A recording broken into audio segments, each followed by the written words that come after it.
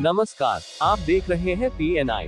गया में chamber of commerce charitable trust द्वारा आयोजित एक महत्वपूर्ण बैठक में खिजरसराय के पास प्रस्तावित MSME टेक्नोलॉजी सेंटर पर विस्तृत चर्चा की गई। इस बैठक में मुख्य अतिथि के रूप में असिस्टेंट डायरेक्टर सुनील कुमार अग्निहोत्री ने भाग लिया। बैठक का मुख्य उद्देश्य गया क्षेत्र में MSME टेक्नोलॉजी सेंटर की स्थापना से संबंधित विषयों और उससे जुड़ी चुनौतियों पर विचार विमर्श करना था। बैठक के दौरान असिस्टेंट डायरेक्टर सुनील कुमार अग्निहोत्री ने MSME टेक्नोलॉजी सेंटर के लाभ, उसके संभावित प्रभाव और स्थानीय उद्योगों के लिए उसके महत्व पर प्रकाश डाला। उन्होंने कहा कि यह केंद्र न केवल स्थानीय स्तर पर तकनीकी विकास को बढ़ावा देगा, बल्कि रोजगार के नए अवसर भी सृजित करेगा। उन्होंने वहां उपस्थित उद्यमियों और सदस्यों से उनकी समस्याओं को सुना और उनके समाधान के लिए त्वरित कार्रवाई का आश्वासन दिया। ये बैठक स्थानीय व्यापारियों, उद्योगपतियों और MSME क्षेत्र से जुड़े अन्य हितधारकों के लिए एक सकारात्मक संकेत थी। MSME टेक्नोलॉजी सेंटर की स्थापना से न केवल गया बल्कि आसपास के क्षेत्रों में भी औद्योगिक और तकनीकी विकास को गति मिलेगी। हमारे माननीय मंत्री जी के प्रयास से एक MSME टेक्नोलॉजी सेंटर जो है वो गया में खिजरसराय के पास में स्थापित हो रहा है। तो उस सेंटर को स्थापित करने से पूर्व उसकी एक डिटेल प्रोजेक्ट रिपोर्ट बनानी है। तो उस डिटेल प्रोजेक्ट रिपोर्ट में यहाँ पर जो हमारी MSME इकाइयाँ हैं उनकी आवश्यकता किस चीज़ की है, चाहे वो उनको man power, skilling man power, या उनको जॉब वर्क की, या उनको प्रोडक्शन से रिलेटेड जो उनके इश्यूज हैं उनकी हम लोग यहाँ पर चर्चा कर रहे हैं कि ये अपनी डे टू डे मैन्युफैक्चरिंग में किस तरीके की समस्या को महसूस करते हैं। तो उन सारे इशू को एड्रेस करने का प्रयास हम लोग कर रहे हैं और उन सारे इशू को हम लोग डिटेल प्रोजेक्ट रिपोर्ट में बनाएंगे और उसी के अनुरूप जो है एक पूरा मॉडल या उस तरीके की मशीनरी का सेटअप जो है वो इस टेक्नोलॉजी सेंटर में यहाँ पर किया जाएगा, जिससे कि हमारी जो नीड्स हैं इंडस्ट्री की या जो बच्चे पढ़ने वाले उनको ट्रेनिंग की वो सारी फुलफिल हो सके। जी क्या लगता है टेक्नोलॉजी सेंटर यहाँ बनता है? हाँ, ये टेक्नोलॉजी सेंटर अगर बनेगा तो सबसे बड़ी चीज है कि जो बच्चे यहाँ पर पढ़ाई के बाद इनका पलायन करते हैं तो उनको पलायन नहीं करना पड़ेगा। इसी सेंटर में उनको बिल्कुल वर्ल्ड क्लास की मशीन पर उनको ट्रेनिंग मिलेगी और जब ट्रेनिंग मिलेगी तो वो यहाँ पर रोजगार भी पा सकते हैं। क्योंकि हम लोगों ने यहाँ पर जो उद्यमियों से चर्चा की तो ज्यादातर इनका मत यही था कि इनको जो है वो स्किल मैन पावर नहीं मिल पा रही है, वो एक समस्या फेस कर रहे हैं। तो जब इनको ये समस्या फेस कर रहे हैं तो नेचुरली जो बच्चे होंगे उनके लिए अपॉर्चुनिटी होगी, तो उनको यहीं पर एम्प्लॉयमेंट मिल जाएगा और एक जो रोजगार की समस्या है उसका समाधान होगा। और जो हमारी MSME इकाइयाँ हैं जो जॉब वर्क कराने के लिए बाहर अन्य शहरों में जैसे कलकत्ता वगैरह जाती है तो इनको वो सारी फैसिलिटीज टेक्नोलॉजी सेंटर पर मिल जाएगी और ये अपना काम यहीं से करा सकते हैं। तमाम गया वासियों को क्या संदेश?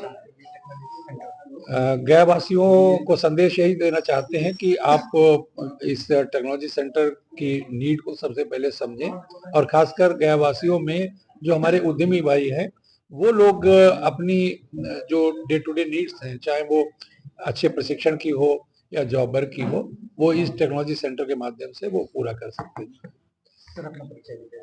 मैं सुनील कुमार अग्निहोत्री, मैं असिस्टेंट डायरेक्टर हूँ।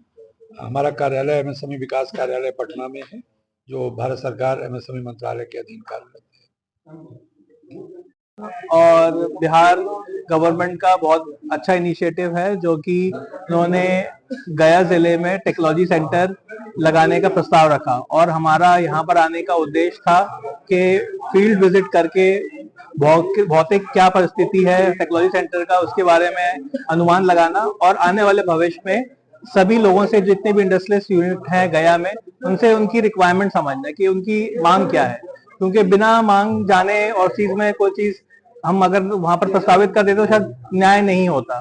तो उद्देश्य यही था कि सबकी रिक्वायरमेंट समझें कि इंडस्ट्री क्या चाह रही है, कौन सी मशीन वहां पर उपयोगी होगी, क्योंकि ये आप लोगों की संपत्ति हो जाएगी। सरकार इसमें थोड़े दिन के लिए आपको फैसिलिटेट करके आप लोगों को ही उसको यूज करना है। तो इस प्रोग्राम को सक्सेसफुल जब भी बनाया जाएगा कि जब सही रिक्वायरमेंट, कौन सी मशीनरी, कौन सी टेक्नोलॉजी, क्या उसमें सुविधाएं चाहिए, यहाँ की एसोसिएशन के माध्यम से, आप लोगों के माध्यम से हमें प्राप्त हो। हमारा काम उसका DPR बना के, डिटेल प्रोजेक्ट रिपोर्ट बना के सरकार को सबमिट करना है। धन्यवाद। सर, ये बिहार उद्यमी योजना तो लगातार लोग जा रहे हैं, लेकिन सबसे बड़ी बात है कि उस चीजों को समझ नहीं पाते और वो तो लेते हैं, लेकिन मार्गदर्शन ना मिलने के चलते उसका बिजनेस स्टॉप कर जाता है। ऐसे उद्यमी को क्या है? देखिए, आपका सवाल बहुत ही अच्छा है। ये बहुत रियलिस्टिक बात है कि बिजनेस नहीं चलने लगेगा तो भाई एन नंबर ऑफ रीजन हो सकते हैं। सबसे बड़ा तो देखिए कारण जो मैं समझता हूँ वो अवेयरनेस और सही स्किल सेट नहीं होना। मैं पैसा है मेरे पास, मैंने अपनी यूनिट सेटअप कर ली, लेकिन मेरे पास प्रॉपर उसकी ट्रेन स्किल मैन पावर नहीं है जो उस यूनिट को रन कर सके, और या मेरे पास उसका अनुभव नहीं था।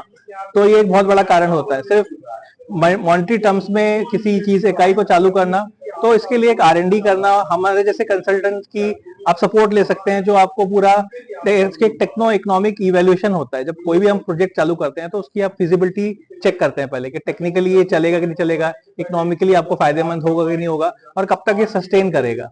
तो ये सब चीजें पता करके थोड़ा ग्राउंड वर्क करके फिर इकाई स्थापित करें, जिससे कि उसके सक्सेसफुल होने के चांसेस हैं। और जैसे जैसे सरकार बदलती है और क्या बोलते नीतियां बदलती हैं, उसके साथ साथ तालमेल बैठा के काम करेगा तो उद्यमी सक्सेसफुल होगा। Thank you. मेरा नाम मोहम्मद जफर है। मैं ग्रैंड थॉर्टन भारत की तरफ से भारत सरकार के लिए यहाँ पर इस टेक्नोलॉजी सेंटर का जो DPR बनाने का काम है वो हम कर रहे हैं। धन्यवाद। इसमें हमारे असिस्टेंट डायरेक्टर साहब हैं, chamber of commerce Magadh industries association पर सारे पदाधिकारी अध्यक्ष हैं, और भी चेंबर के पूर्व पदाधिकारी वर्तमान पदाधिकारी आए हैं। माननीय मंत्री जीतन राम मांझी के हम लोगों ने central Bihar chamber of commerce के AGM जब हुआ था तो चेंबर ऑफ कॉमर्स के माध्यम से उनसे डिमांड किए गए थे ट्रामा सेंटर यहाँ पर टेक्नोलॉजी सेंटर हब बनाने के लिए। तो उसी के आधार पर माननीय मंत्री जी ने ये जो काम करने जा रहे हैं वो गया के लिए एक ऐतिहासिक कार्य होगा। खासकर जो हमारे के यहाँ जो पावर लूम जो टेक्सटाइल क्षेत्र के है, जो पैसे के अभाव में माने या कि ये जो मशीनरी पैसे की अब मशीन बड़ा कीमती नहीं ले रहे हैं, अब उसमें जो है कामगार पैदा नहीं होगा, कामगार मिल रहे हैं, लेबर कहते हैं बेरोजगारी। अब ये जो मशीनें लगाएंगे तो हमारा ट्रेंड लड़का तैयार होगा या कामगार तैयार होगा। तो हम तो बोले हैं कि हजारों हजार के तंग 20-25 हजार कामगार तो केवल मैं ट्रेंडेड लड़के को काम देने को तैयार हूँ हर क्षेत्र में। तो ये गया के लिए ऐतिहासिक कार्य होने जा रहा है माननीय मांझी जी के द्वारा। हम तो चाहेंगे आपके माध्यम से भी ये हो, मैंने बात करेंगे या इनसे मांग किए हैं कि जितना जल्दी हो सके ये जमीन पर धरातल पर हुआ है, ताकि जल्दी से जल्दी गया के लोगों को टेक्सटाइल क्षेत्र के लोगों को या अन्य सेक्टर के उद्योग को विकास करने में हम। अभी बात हो रहा था कि छोटे छोटे लोगों को बहुत दिक्कत होते है बाहर उद्योग लगाने के लिए, तो उस चीज में क्या बाहर में उद्योग लगाने की दिक्कत का जो समस्या था वो तो हमने प्रयास किया, और आपको पता है शादीपुर में 23 एकड़ जमीन मिली, तो आपको हमने आमंत्रित कर रहे हैं, आप जब जाएंगे तभी लगाएंगे। ये केवल नेतागिरी वाला भाषण पे काम नहीं चलेगा। उद्योग लगाने के लिए जमीन पर जाना पड़ेगा, वो काम करना पड़ेगा। आप ये बोलने के गया वासी को मैंने मूल नहीं है कि हमारे पास जमीन नहीं है, हमको व्यवस्था नहीं है, गलत। सरकार ने जमीन की व्यवस्था कराई है, आधारभूत संरचना भी वहां पर व्यवस्था करा रही है, पैसे और फंड की व्यवस्था करवा रही है।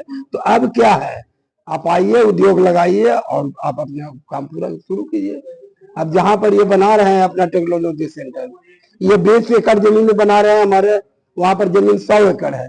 जरूरत पड़ेगा तो 50 एकड़ सरकार से मांग करके हम लोग वहां पर 100 यूनिट वहां भी लगा लेंगे।